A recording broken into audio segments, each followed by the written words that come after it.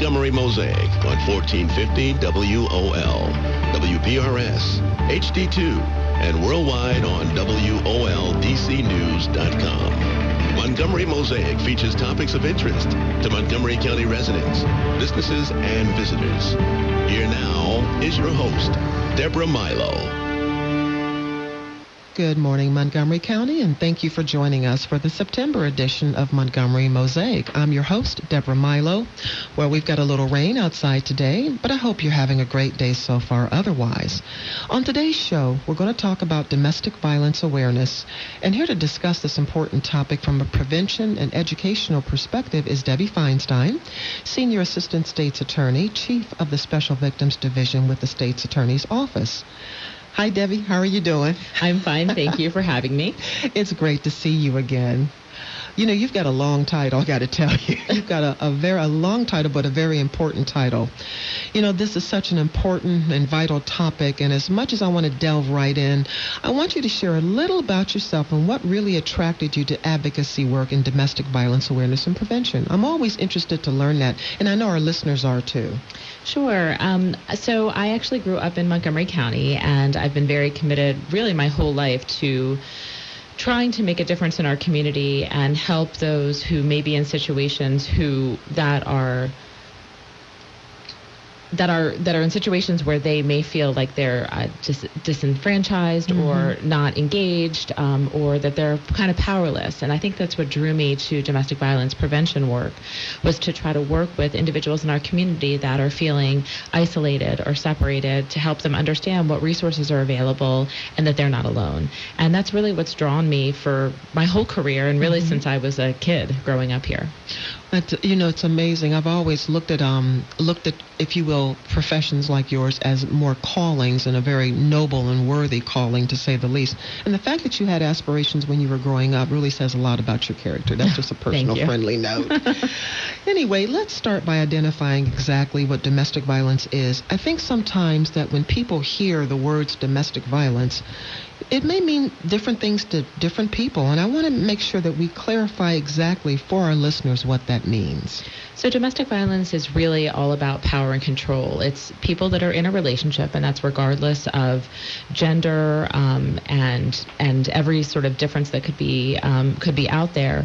But really, it's someone that's involved in an intimate relationship with another human, and when one of the partners in that relationship is exerting some sort of control or power or influence over the other, and that could be in a financial sense, where the finances of the shared individuals are being controlled or dominated, or even something as simple as one dating partner always insisting that the other dating partner pay and wear certain things and spend their money a certain way, and that's one type. There's also emotional abuse, where one partner is constantly telling the other sort of what to do or how to behave, or what not to do, and whether they're worthy, whether they're not worthy, who to be with, who to spend time with. And then there's the more obvious and the sort of outward signs of physical abuse. There's also sexual abuse, and those are all different means. And what we're seeing also more recently, we can talk a little bit more about this, is digital abuse. Digital abuse? Abuse through technology and social media.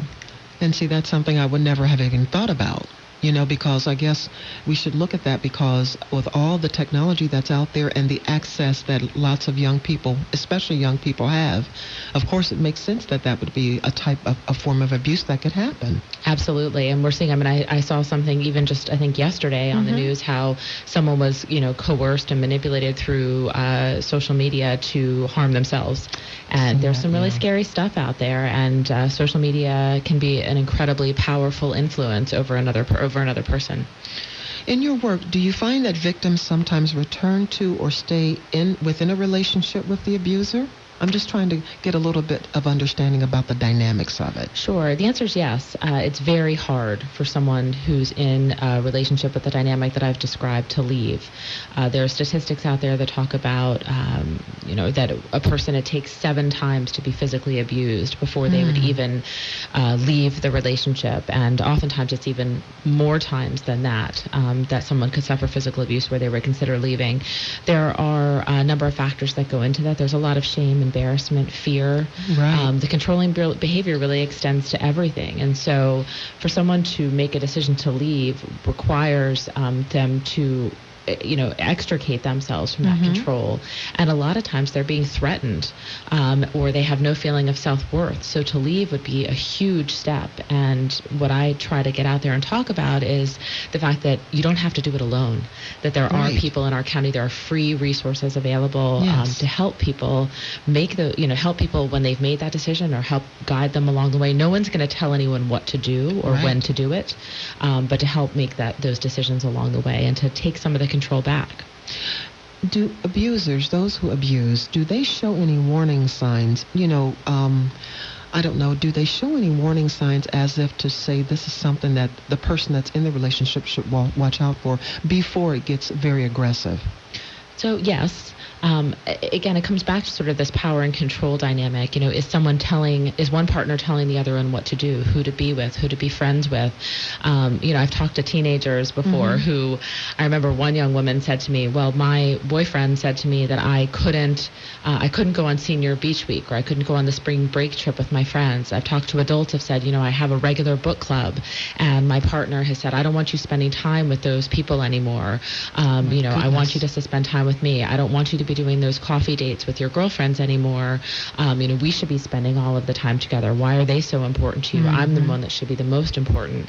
So even when it's not physical, and I think that's a misnomer that's out there, a myth that's out there, that it has to be physical in order to be domestic violence. There's really nothing further from the truth. It's all about is someone exerting their power and control over the other partner in order to advance their, whatever it is. And a lot of times it's really just to manipulate and to control the other person. It's all, like you said, it's all about control and power. It's taking your power, that person's power, away from them. Yes. What are some signs or physical evidence that signify when someone is being a victim of domestic violence? So, there's the obvious outward signs. I mean, someone that may, suddenly be wearing long sleeves on a hot day, or a turtleneck, when it's not that cold out, looking to cover themselves up, looking to cover up their hands or the tops of their hands. Perhaps if they had, sometimes in domestic violence situations, if someone is being physically abused, they would use their hands to defend themselves. So they may actually have defensive wounds on their hands, and things that on their hands because they're trying to block the blows of the other person. There's changes in behavior, changes in appetite, changes in schedule that you can look out for. If a friend who has previously been engaged with you is suddenly withdrawing or changing their regular schedule, making excuses, that sort of thing. Those are things to look for. And the person that's in the relationship, it's kind of hard because things often evolve very slowly, and things build up. So it may not be easy to point to one thing or the other. Things may be gradual, but as you sort of look back and say, how are things different today than they were, 3 months ago, 6 months ago? And it can escalate that quickly. You're right. That is such a very short time frame, to say the least. Listeners, you've tuned into Montgomery Mosaic on 1450 WOL. I'm your host, Deborah Milo, and today I'm talking with Debbie Feinstein, Chief of the Special Victims Division at the State's Attorney's Office. We're talking about domestic violence awareness and prevention. Before we continue our discussion, I want to take a minute and tell you about the Montgomery County Friendship Picnic, which takes place on Sunday, September 17th from 1 to 5 p.m. It's going to be held at the Wheaton Regional Park, which is located at 2000 Shorefield Road. Now, the Friendship Picnic is an opportunity for people from diverse cultures and faiths to come together to make new friends and discuss ways to build a strong community. Now, the event is free. Everyone is invited to attend, and the food options will include traditional, kosher, halal, and vegetarian. There'll be activities for the kids and adults, including music, dancing, face painting, and much, much more. There'll also be a peace walk and small group discussions which allow everyone to be heard, valued, and given voice to how we can move peaceably toward a more respectful and nonviolent community. For more information, you can call 240-777-8479. That's 240-777-8479. You can also visit the website at www.montgomerycountymd.gov human rights. And now let's get back to talking to Debbie Feinstein with State's Attorney's Office about domestic violence awareness and prevention. You know, Debbie, relationships are complicated as it is, even when they're a good relationship. And oftentimes we want people to change within those relationships. Based on your foresight, your experience, is it possible for abusers to change their behavior? Absolutely. I think the first step, obviously, for someone to want to change. But yes, I think everyone has capacity to change, and I've seen it in the work that I've done where someone has recognized that they have an issue, they've sought help, and there are resources, free resources in the county, not just for people that are victimized by domestic violence or survivors of domestic violence, really is probably a better term for it. But also for those that perpetrate the abuse. If you want help, we live in a county that has free resources available. And yes, I think everyone has the capacity to change for sure. Does there seem to be a unique dynamic that impact women of color's experiences of abuse? Well, I think that yes, there is a unique experience. I mean, I think different communities experience things in different ways, and I think women of color is sort of a broad term, to be frank, and there are different, cultural experiences of different individuals, sort of different colors and backgrounds. And I think that our cultural experiences and sort of our life experiences inform how we handle things. I've experienced in the work that I've done different cultural groups and different people, different backgrounds, who within their own culture, it would not be okay to share with anyone else if there was a problem at home. This is true, right. And that's something that honestly that abusers utilize in order to perpetrate and to continue the abuse for years. And I think that within different communities, there may also be a lot of shame associated with it, and that's not unique to individuals of color. And really, none of the things that I'm saying are unique. But I have found that within certain communities, that there's less of a willingness to come forward because of the shame that surrounds it, and because of the fear and sort of the cultural elements that go into that. And that's kind of playing into the emotional abuse that you touched on earlier. Oh, absolutely. So how does that piece fit into the emotional aspects of it? Well, I think it's all about manipulation, and it's about controlling someone's feeling. And I'm speaking from some of the cases that I've handled where the victim of abuse is described feeling so diminished and so lacking self-worth and so literally emotionally beaten down that they didn't feel like they had anywhere to go or anyone that they could seek or that anyone would listen to them. I recall one relationship being described to me that their abuser basically said to them, no one else is going to love you. No one else is going to care about you the way that I care about you, because you're nothing special, but yet you're only special because you're with me. And and so if you're not with me, then who are you and what are you? And that really left the person very disempowered. And so therefore, when you feel you have no value, you have no purpose, and that's what the abusers play upon. Exactly. And I think one of the things I was just thinking about when you were talking about the picnic that's coming up is the word community.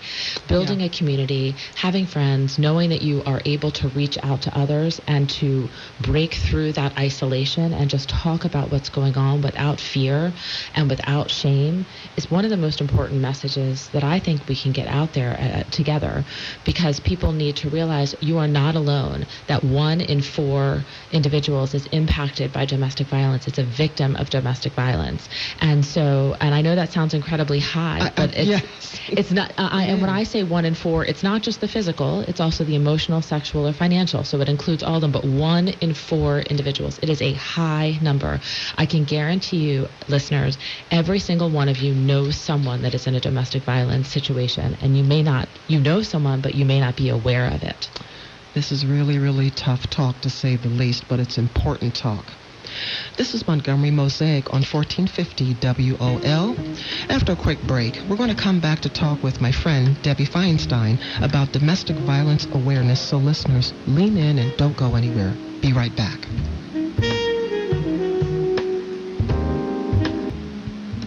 And welcome back to Montgomery Mosaic on 1450 WOL.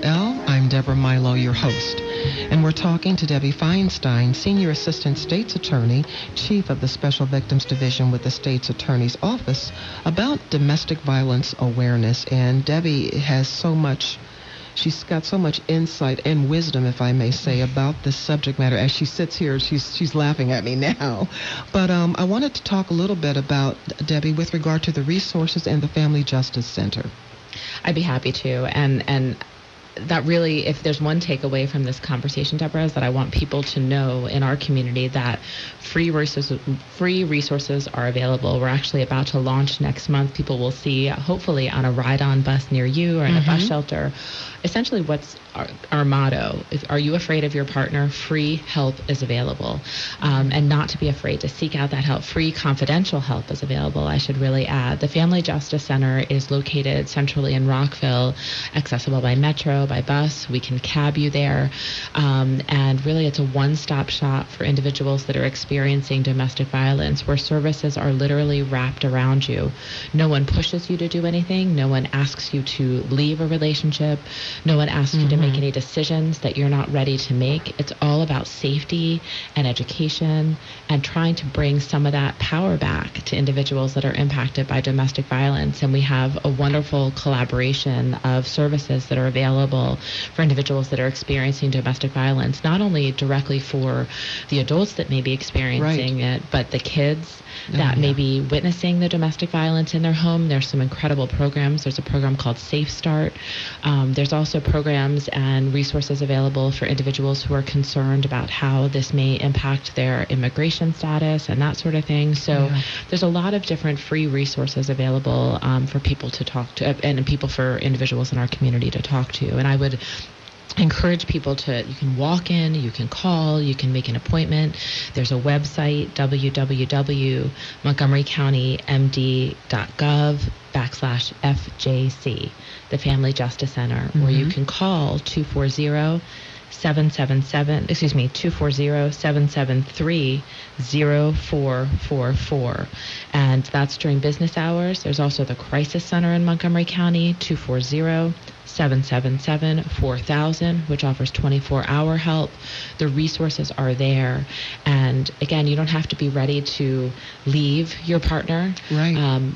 But to take advantage of the resources and just know what your options are, and know that there are people that are ready and willing to talk you through whatever you're going through, and without judgment. Exactly, without judgment. And like you said, it's not about telling someone what they need to do, because the person who's the victim is already being told what to do. That's exactly right. And I realized that many years ago in handling, I exclusively prosecuted domestic violence cases for years in Montgomery County, handled the cases directly. And what I realized in working with victim after victim after victim is that I wasn't in any way, shape, or position to tell them what to do, and that wasn't what was best for them. Right. What they needed was someone to listen and someone to hear what they were saying and to have the information to make decisions on their own, because they were already so disempowered, so disenfranchised, so isolated. Right. And just having someone to listen to them and offer support is what's vital. And that goes for whether it's me as a prosecutor or you as a friend. Someone comes to you and talks to you about the fact that, they're experiencing something. It's easy, I think, for us to jump to and say, well, why don't you leave him or her? Well, how do you stay with that person? Right. And I would say to you that that's actually probably the worst thing that we could say to someone, because they don't want to be told what to do. They're not in a position to be told what to do, and it's frankly not helpful. We need to listen, be supportive, help them come to decisions on their own, and frankly direct them to professionals that can be helpful and supportive in their decision-making process. And to some degree, isn't that like judging them as well? Yes. Why don't you just get up and leave?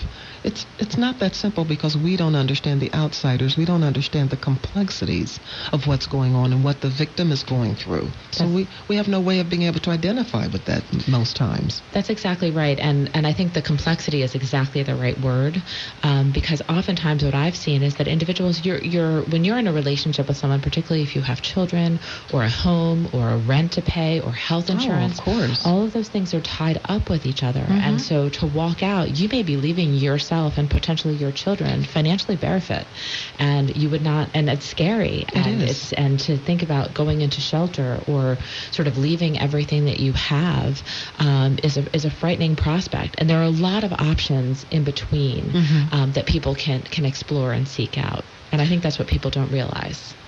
County friends, if you've just tuned in, welcome to Montgomery Mosaic on Talk Radio 1450 WOL. I'm your host, Deborah Milo, and I'm here today talking with Debbie Feinstein. Debbie's the chief of the Special Victims Division at the State's Attorney's Office. Today's topic is one that's a bit somber, but very, very important, and it's domestic violence awareness, and we're focusing on resources that are available, as well as how to be better at becoming aware if someone is being victimized. Now, this may sound like a strange question, then again, maybe not. Do you find cases where men have become victims of domestic violence as well? That's a really, really good and important point, Deborah. I've been talking about this with a number of different colleagues, and the answer is absolutely 100% yes. Okay. The incidence of men being victimized is 1 in 7. So it's not a low number. No, and it's not. I think we often in the conversation, and I'm guilty of this, overlook the fact that men are in almost equal numbers affected. It may be different ways, but men are absolutely impacted and affected by domestic violence as well, and we can't forget that. The other thing that I think is important to note is that the incidence of domestic violence in same-sex relationships is also very high. Which is something we don't normally think about. That's right. And there's also additional, concerns and issues with individuals coming forward. I recall having several cases, and this was years ago, where I would have cases that were clearly domestic violence, but the individuals didn't want to really talk about the nature of their relationship. They were potentially roommates or something like that. But I, regardless, try to encourage the individuals to seek out assistance for relationship violence, regardless of what anyone wanted to call it. That's right. But I think some of that, I hope that some of that stigma has changed, but whatever type of relationship someone is in, the resources are available, again, without anything attached to it, and available for anyone in any type of relationship. And I want to encourage people to seek those out. This type of advocacy work really requires considerable collaboration, I think. What are some of the other agencies or organizations that your office works with? So the State's Attorney's Office is engaged with the Domestic Violence Coordinating Council in the county, which is currently chaired by County Council Member Sydney Katz, and we have a collaborative body that on it sits community members, representatives from all different county agencies, from the police department, from the Family Justice Center, victim advocates, direct service providers, individuals that are survivors of domestic violence sit on that board. And our purpose is really to talk about the same issues that we're talking about today, and how can we best educate in our community and prevent. There's also, as you mentioned before, there's also committees that address specifically offender resources to help work with offenders of domestic violence. We also do some legislative work as a part of that. And the campaign that I described to you earlier with respect to the ride-on buses is actually an initiative. And one of our other initiatives is you're about to see hitting a library, community center near you, or at least I'm hoping you'll see. We're putting together 16 language cards so that people can access the service in really the 16 languages that are most commonly spoken in Montgomery County, and people can see things in their own language and know that services are available in whatever language you speak. And we're hoping to get these cards all over the county to be able to widely distribute and really advertise that these resources are available. That's right. And it says, Debbie was good enough to bring one in for me, and it's really quite nice, actually.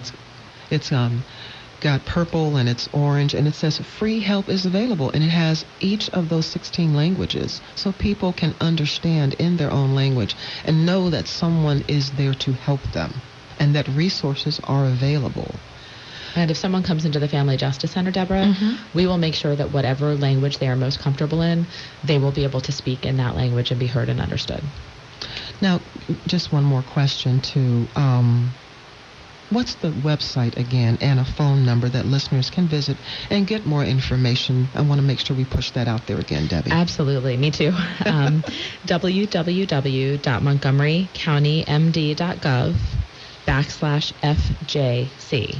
Okay. And then the phone number for the Family Justice Center is 240-773-0444. 240-773-0444. Debbie, this is, as always, it's been such an informative show. Are there any last-minute pearls of wisdom you want to share? if you're out there and you're experiencing domestic violence, or if you have a friend that you suspect may be victimized and be in a situation where domestic violence is going on in their relationship, please reach out. Help is confidential. It's free. It is available. The county that we live in, we're very lucky to have all of these services. Please take advantage of them. We are. And with that, county friends, that's all we do have time for today. I'd like to thank my guest, Debbie Feinstein with State's Attorney's Office, Special Victims Unit, a division, for taking time to talk to us about domestic violence awareness. And listeners, now don't forget about the upcoming Friendship Picnic on Sunday, September 17th. And as always, thank you for tuning in today. Tune in again next month for another Montgomery Mosaic on 1450 WOL, WPRS HD2, and worldwide on WOLDCnews.com. Till next time, practice kindness and be good to one another.